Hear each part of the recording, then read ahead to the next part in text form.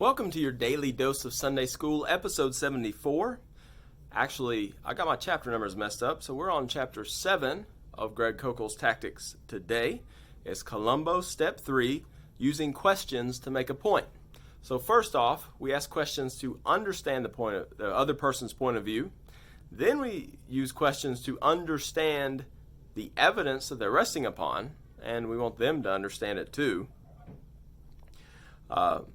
Now we're going to use questions to lead in a certain direction.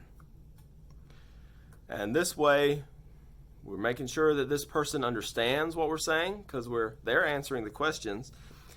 And we also can use values that they hold to help us in our argumentation. He gives the first example of talking all the times he talks to people, Christians, who are wondering, well, how can we say that unbelievers who don't put their faith in Christ go to hell? How can we say that? And he gives this simple, same line of questions that he asks, taking what they already know. He asks them, what's the benefit of trusting Christ? And they say, well, he saves us. Saves us from what? Well, saves us from sin. They might say judgment. Well, why do we need saved from that stuff? So, well, we're unable to save ourselves. They start unpacking how our good deeds can't save us. So there you go. There you've ruled out certain people that they were like, well, sincere good deeds. Our good deeds can't save us. Our religious efforts can't save us. And people just spell out for themselves why it's necessary for Christ to die for us, and therefore it's necessary to come to Him in faith as the only way to salvation. But this knowledge they already understood, he just kind of helps them bring it out. He gives another example.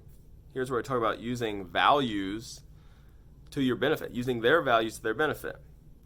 Talked about a lady who had a homosexual boss who knew she was a Christian, and this is all fine, except the boss kept kind of prodding her to find out what she thought about it, and this employee was nervous about that conversation and that it would be negative, used against her. And so he encouraged her to start with this question. That's kind of a sensitive issue. So before I answer it, let me know, do you consider yourself to be tolerant? So you get in this whole line of discussion with this boss. See, if the unbelieving world values anything, it's tolerance. And so let's emphasize the fact, before she even answered the question, emphasize the fact that, okay, is tolerance important to you? That you can be friends with somebody, you can work with somebody who has a different view, has a different lifestyle. And if they say yes, trying to unpack that, which of course they'll say yes, and would you be able to tolerate somebody who believes differently about sin and how to know God and that sort of thing? Another example is, say you have this professor, like we talked about, who's going to debunk the Bible. And they say, well, the Bible's just a book of myths. Well, how do you know the Bible's a book of myths? Well, it talks about miracles. Well, why do miracles make it a myth? Well, miracles don't happen. Well, how do you know miracles don't happen? Well, because science says miracles don't happen. Well, how did science disprove miracles?